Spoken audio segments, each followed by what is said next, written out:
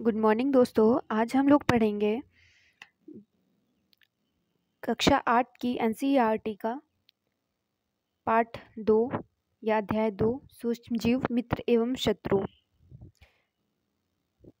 इसमें सूक्ष्म जीवों के बारे में बताया गया है, जिसमें जीवाणु, कवक, प्रोटोजोआ, शैवाल, विषाणु आएंगे। सूक्ष्म जीव इतने छोटे होते हैं कि उन्हें बिना यंत्र की सहायता से नहीं देखा जा सकता। इनमें से कुछ जैसे कि ब्रेड पर उगने वाले कवक को आवर्धक लेंस की सहायता से देखा जा सकता है, जबकि अन्य बिना सूक्ष्मदर्शी की सहायता से दिखाई नहीं देते। यही कारण है कि इन्हें सूक्ष्म जीव कहते हैं। सूक्ष्म जीवों को 4 मुख्य वर्गों में बांटा गया है। यह वर्ग है जीवाणु, कवक, प्रोटोजोआ और शैवाल। जीवाणु, शैवाल, प्रोटोजोआ, कवक के कुछ सामान्य सूक्ष्म जीव हैं।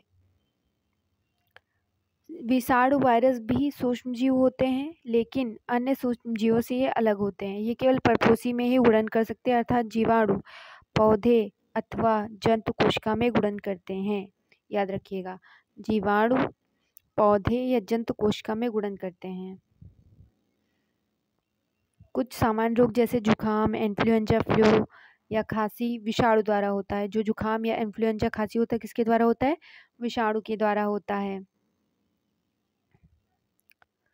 कुछ विशेष रोग जैसे कि पोलियो, खसरा, ये भी विषाणु या वायरस के द्वारा होते हैं। अतिसार और मलेरिया प्रोटोजोआ के द्वारा होता है।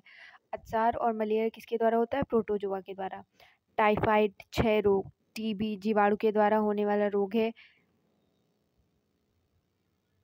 ये देख रहे हैं आप, स्पाइरल जीवाणु ये है, और इधर छड़नुमा जीवाणु है। जीवाणु का फिगर दिया गया है। यह है आपका क्लेमाइडोमोनास, स्पाइरोगैरा, अमीबा, पैरामीशियम। ये अमीबा और पैरामीशियम आपका प्रोटोजोआ है, और शैवाल हैं आपके क्लेमाइडोमोनास, स्पाइरोगैरा। और राइजोपस दिया हुआ है, पेनिसिलियम, एस्परजिलस। मित्रवत सूक्ष्म जीव। मित्रवत सूक्ष्म जीव मतलब ऐसे सूक्ष्म जीव जो हमारे काम आते हैं, लाभ पहुंचाते हैं। वो कौन से होते हैं? सूक्ष्म जीव विभिन्न कार्यों में उपयोग किए जाते हैं। इनका उपयोग दही, ब्रेड, केक बनाने में किया जाता है। प्राचीन काल से ही सूक्ष्म जीवों का उपयोग अल्कोहल बनाने में किया जाता रहा है। पर्यावरण को स्वच्छ रखने के लिए भी इनका उपयोग किया जाता है। उदाहरण के लिए कार्बनिक अवशिष्ट, सब्जियों के छिलके, जंतु जीवाणुओं द्वारा इनका अपघटन किया जाता है। ये हानिरहित पदार्थ बनाते हैं। जीवाणुओं का उपयोग औषधि उत्पादन एवं कृषि में मृदा की उर्वरता में वृद्धि करने में प्रयोग किया जाता है, जिसे नाइट्रोजन का स्थिरीकरण कहते हैं।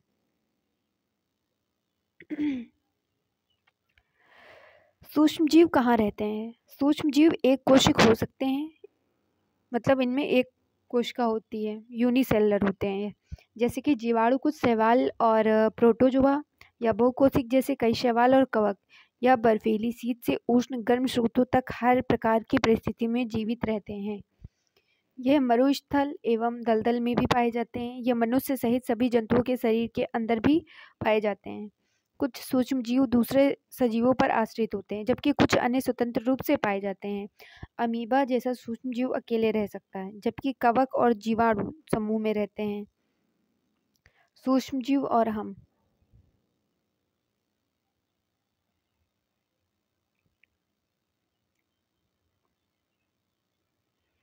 दही में अनेक सूक्ष्म जीव पाए जाते हैं, जैसे जिनमें लैक्टोबैसिलस नामक जीवाणु प्रमुख है, जो दूध को दही में परिवर्तित कर देता है।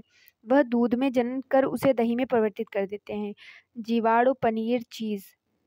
जीवाणु पनीर चीज जीवाणु से बनता है पनीर, चीज, अचार एवं अनेक खाद्य पदार्थों के उत्पादन में सहायक है। यानी जीवाणु पनीर बनाने में, अचार बनाने में और अनेक खाद्य पदार्थों को बनाने में सहायता करता है। रवा, सूजी, इडली, भटूरे का एक महत्वपूर्ण संगठक दही है। जीवाणु एवं यीस्ट चावल के आटे के किण्वन में सहायक होते हैं, जिससे इडली एवं डोसा बनता है।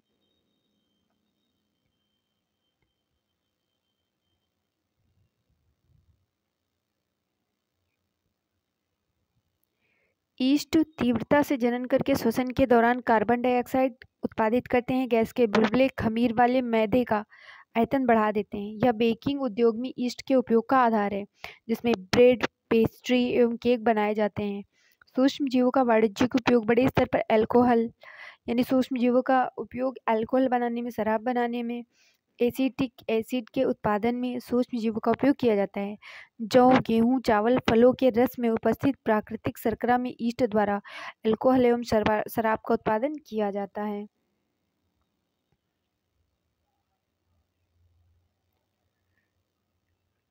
यह गंध अल्कोहल की है जो चीनी के अल्कोहल में परिवर्तित होने के कारण बनती है। चीनी के अल्कोहल में परिवर्तन की यह प्रक्रिया केडवन अथवा फर्मेंटेशन कहलाती है। मतलब इसमें जो महक आती है वो अल्कोहल की होती है। जो शराब वगैरह में महक आती है वो अल्कोहल की होती है। ठीक है, इसको ये बनता कैसे, किसके थ्रू, प्रोसेस क्या होता है, किण्वन या फर्मेंटेशन। और फर्मेंटेशन की खोज की थी लुई पास्चर ने 1857 में। सूक्ष्म जीवों के औषधीय उपयोग, जब कभी आप बीमार पड़ जाते हैं तो डॉक्टर आपको पेनिसिलिन का इंजेक्शन देते हैं अथवा कोई अन्य प्रतिजैविक की गोली अथवा कैप्सूल देते हैं। इन औषधियों का स्रोत सूक्ष्म जीव हैं। ये बीमारी पैदा करने वाले सूक्ष्म जीवों को नष्ट कर देती है अथवा उनकी वृद्धि को रोक देती है। इस प्रकार की औषधि को प्रतिजैविक अथवा एंटीबायोटिक कहते हैं। आजकल जीवाणु और कवक से अनेक प्रतिजैविक औषधियों का उत्पादन हो रहा है। स्ट्रेप्टोमाइसिन, टेट्रासाइक्लिन, एरिथ्रोमाइसिन सामान्य रूप से उपयोग की जाने वाली प्रतिजैविक हैं, एंटीबायोटिक हैं।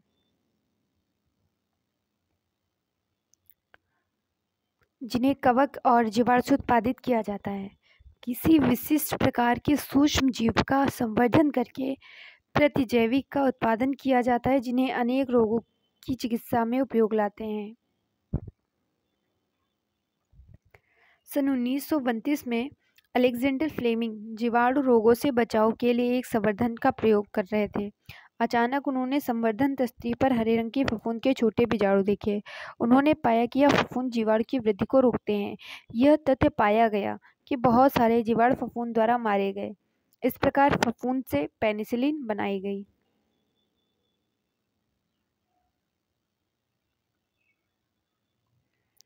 पशु आहार एवं कुक्कुट आहार में भी प्रतिजैविक मिलाए जाते हैं, जिसका उपयोग पशुओं में सूक्ष्म जीवों का संचरण रोकना है। प्रतिजैविक का उपयोग कुछ पौधों के रोग नियंत्रण के लिए भी किया जाता है।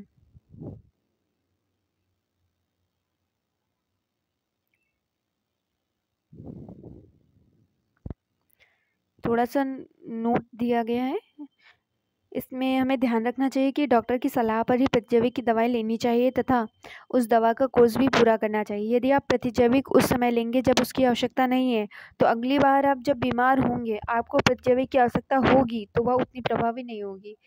इसके अतिरिक्त अनावश्यक रूप से ली गई प्रतिजैविक शरीर में उपस्थित उपयोगी जीवाणु भी नष्ट कर देती है। सर्दी, जुकाम एवं फ्लू में प्रतिजैविक प्रभावशाली नहीं है, क्योंकि यह रोग विषाणु द्वारा उत्पन्न होते हैं। वैक्सीन का टीका।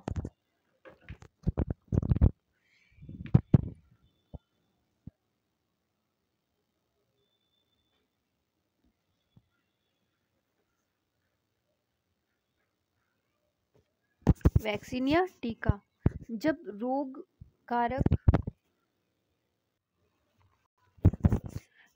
रोग कारक सूक्ष्म जीव हमारे शरीर में प्रवेश करते हैं तो उनसे लड़ने के लिए हमारा शरीर प्रतिरक्षा उत्पन्न करता है।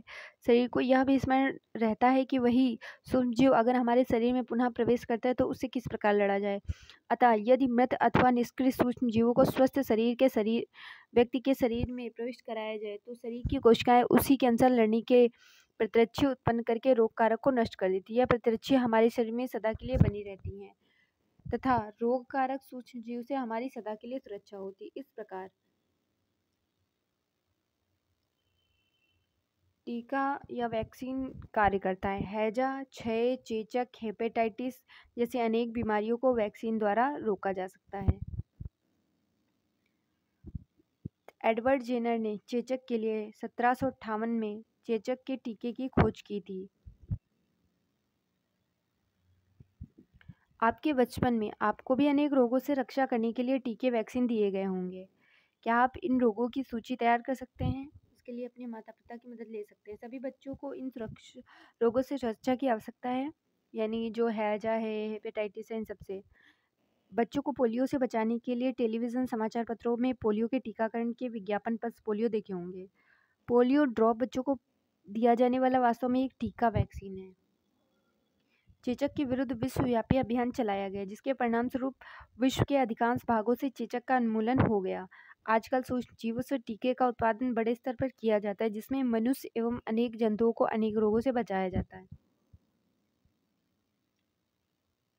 मिट्टी की उर्वरता में वृद्धि। कुछ जीवाणु एवं नीले हरे शैवाल वायुमंडलीय नाइट्रोजन का स्थलीकरण कर सकते हैं। इस प्रकार मृदा में नाइट्रोजन का संवर्धन होता है, उसकी उर्वरता में वृद्धि होती है। इन्हें सामान्यतः जैविक नाइट्रोजन स्थिरीकरण कहते हैं।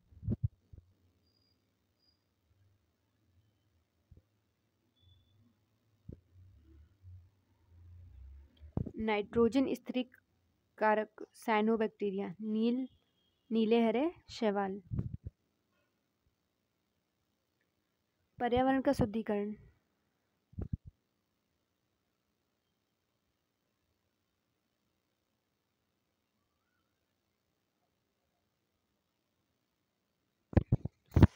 आप अक्सर बड़ी मात्रा में मृत जीवों को सड़ते हुए पादप व कभी कभी सड़ते हुए जंतु के रूप में देखते हैं।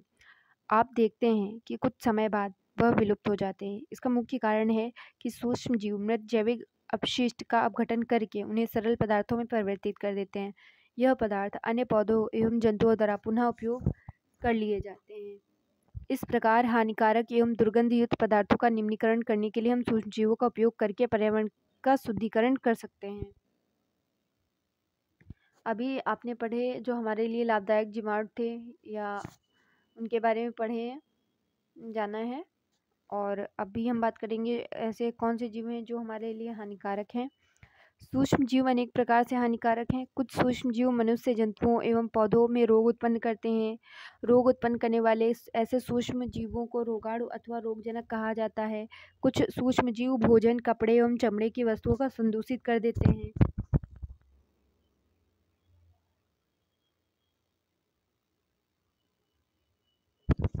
मनुष्य में रोग कारक सूक्ष्म जीव। मनुष्य में रोग उत्पन्न करने वाले सूक्ष्म जीव श्वास द्वारा, पेयजल द्वारा, भोजन द्वारा हमारे शरीर में प्रवेश करते हैं। संक्रमित व्यक्ति अथवा जंतु के सीधे संपर्क में आने पर भी रोग का संचरण हो सकता है। सूक्ष्म जीव द्वारा होने वाले ऐसे रोग जो एक संक्रमित व्यक्ति से सीधे स्वस्थ व्यक्ति के में वायु, जल, भोजन अथवा कायिक संपर्क द्वारा फैलते हैं, संचरणीय रोग कहलाते हैं। इस प्रकार के रोगों के कुछ उदाहरण हैं हैजा, सामान्य सर्दी जुकाम, चिकनपॉक्स, क्षय रोग। जब जुकाम से पीड़ित कोई व्यक्ति छींकता है तो सूक्ष्म बूंदों के साथ हजारों रोग कारक वायरस, विषाणु भी वायु में आ जाते हैं। यह वायरस श्वास के साथ ली जाने वाली वायु के साथ शरीर में प्रवेश करते हैं।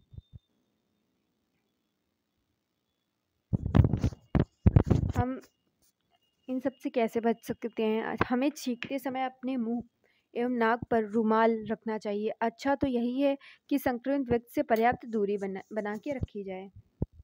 जिसको जुकाम वगैरह होता है उसे दूरी बनाकर रखनी चाहिए। कुछ कीट एवं जंतु ऐसे भी होते हैं जो रोग कारक सूक्ष्म जीवों के रोग वाहक का कार्य करते हैं। घरेलू मक्खी इसका एक उदाहरण है। मक्खी कूड़े एवं जंतु अपशिष्ट पर बैठती है, रोगाणु उसके शरीर से चिपक जाते हैं। जब मक्खी बिना ढके भोजन पर बैठती है तो रोगाणु का स्थानांतरण संभव है। जो भी व्यक्ति ऐसे संदूषित भोजन करेगा उसके बीमार पड़ने की संभावना है।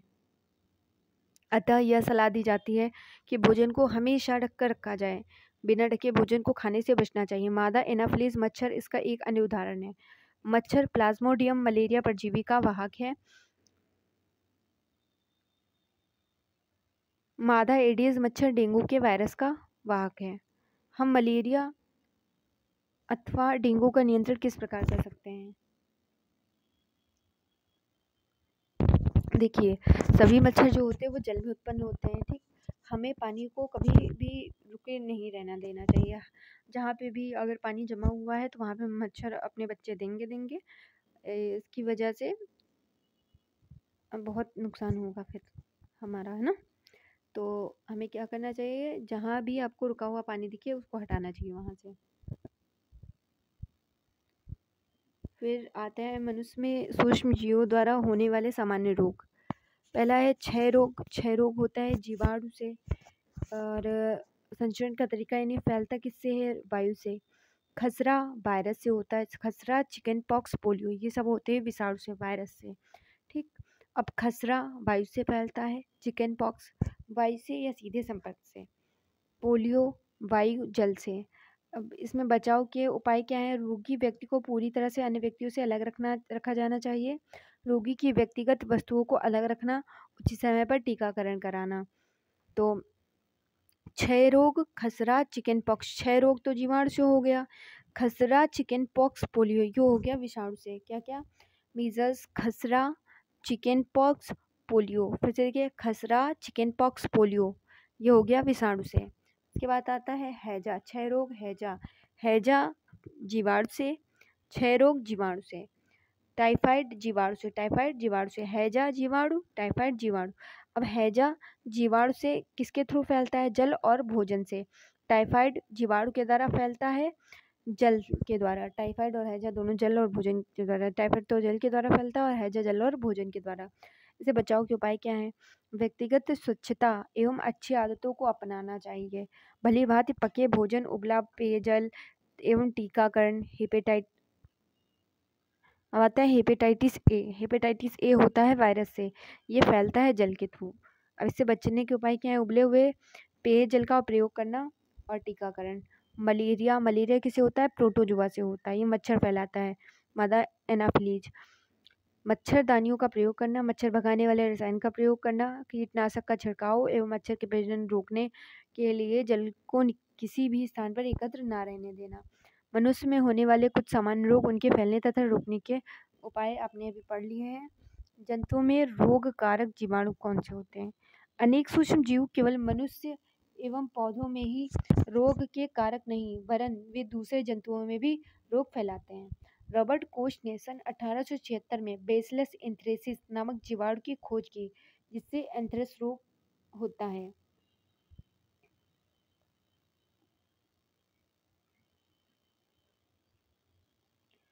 उदाहरण के लिए एंथ्रेक्स मनुष्य एवं मवेशियों में यानी जानवरों में होने वाला एक भयानक रोग है। जीवाणु द्वारा होता है। एंथ्रेक्स किसके द्वारा होता है? जीवाणु के द्वारा होता है। गाय में खुर एवं मुंह का रोग वायरस द्वारा होता है। पौधों में रोग उत्पन्न करने वाले सूक्ष्म जीव। अनेक सूक्ष्म जीव गेहूं, चावल, गन्ना, संतरा, सेब इत्यादि पौधों के रोग के कारक है। रोग के कारण फसल की उपज में कमी आ जाती है। कुछ रसायनों का प्रयोग करके इन सूक्ष्म जीवों पर नियंत्रण पाया जा सकता है। सूक्ष्म जीव द्वारा पौधों में होने वाले कुछ सामान्य रोग। नींबू का कैंकर रोग होता है जीवाणु के द्वारा। संचरण का तरीका है वायु। गेहूं का रस्ट रोग होता है कवक से। संचरण का तरीका है वायु एवं बीज। भिंडी का पीत रोग होता है वायरस के थ्रू। संचरण का तरीका है कीट। फूड पॉइजनिंग, खाद्य विषाक्तन। क्या होता है खाद्य विषाक्तन? सूक्ष्म जीवों द्वारा संदूषित यानी जो भोजन दूषित हो चुका है उसको संदूषित भोजन बोलेंगे, करने से, खाने से खाद्य विषाक्तन हो सकता है। हमारे भोजन में उत्पन्न होने वाले सूक्ष्म जीव कभी कभी विषैले पदार्थ उत्पन्न करते हैं या भोजन को विषाक्त बना देते हैं, जिसके सेवन से व्यक्ति भयंकर रूप से रोगी हो सकता है, तो कभी कभी उसकी मृत्यु भी हो सकती है। अतः यह आवश्यक है कि हम भोजन को संदूषित होने से बचाएं।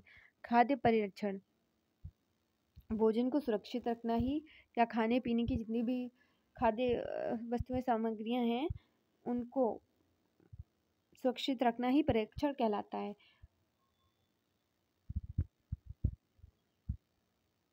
परीक्षण का उपाय पहला है रासायनिक उपाय। नमक एवं खाद्य तेल का उपयोग सूक्ष्म जीवों की वृद्धि रोकने के लिए सामान्य रूप से किया जाता है, अतः इन्हें परीक्षक भी कहते हैं। परीक्षक कौन हो गया? नमक और तेल। हम नमक अथवा खाद्य अम्ल का प्रयोग अचार बनाने में करते हैं, जिससे सूक्ष्म जीवों की वृद्धि नहीं होती।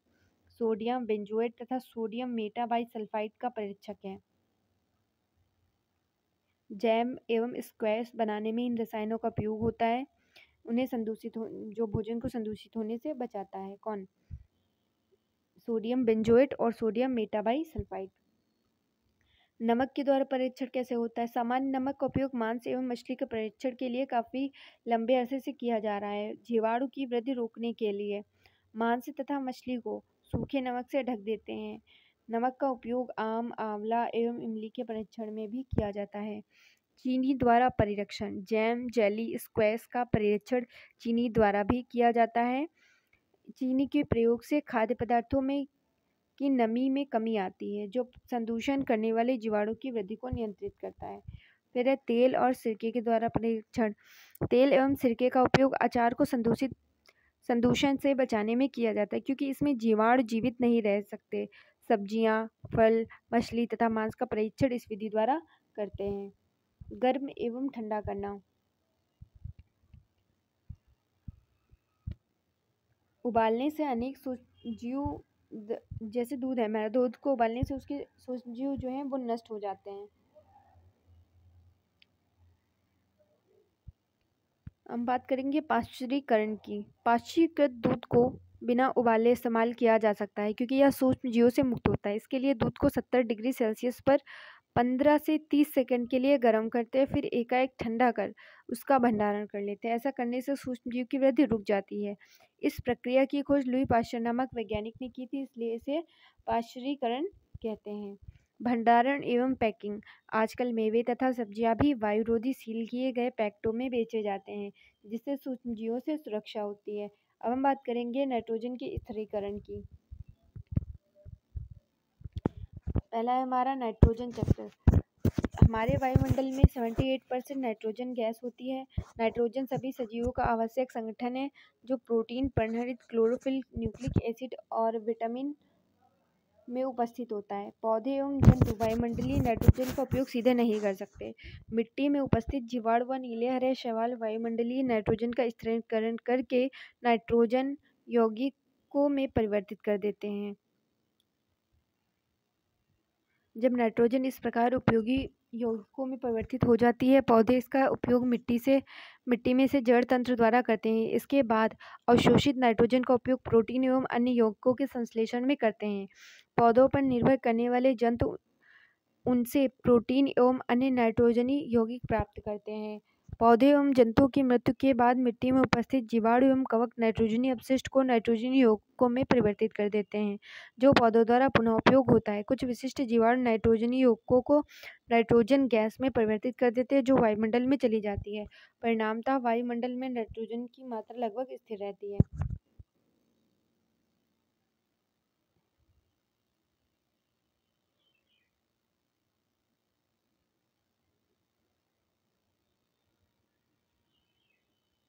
अब हम बात करेंगे आपने क्या क्या सीखा है। अभी सूक्ष्मजीव के बारे में क्या पढ़ा है आपने।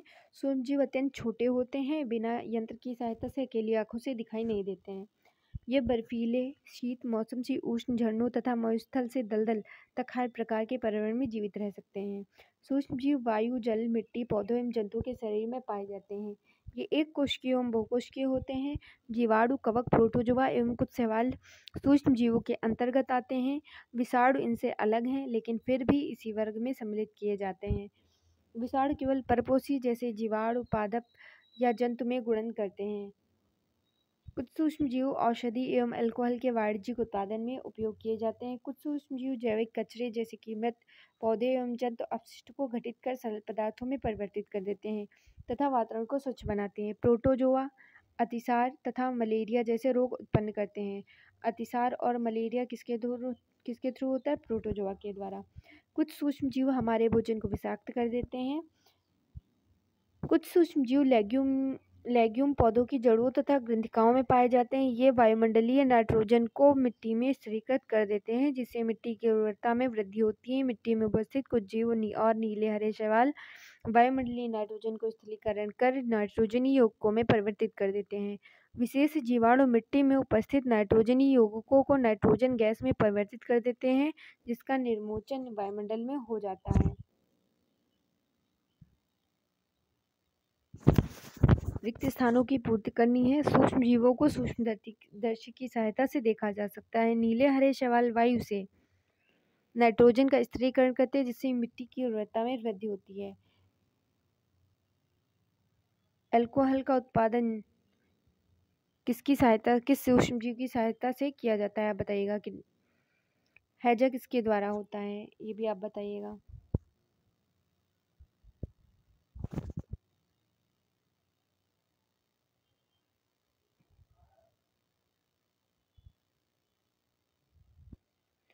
आपका फर्स्ट चैप्टर समाप्त होता है। अगले चैप्टर के लिए इस चैनल को लाइक करें, शेयर करें, सब्सक्राइब करें। यहाँ पे आपको एनसीईआरटी की जितने भी सब्जेक्ट हैं अभी आपकी क्लास 12 तक सभी इसमें मिल जाएंगे। तो ज़्यादा से ज़्यादा इस चैनल को लाइक करें, शेयर करें, सब्सक्राइब करें। थैंक यू, धन्यवाद।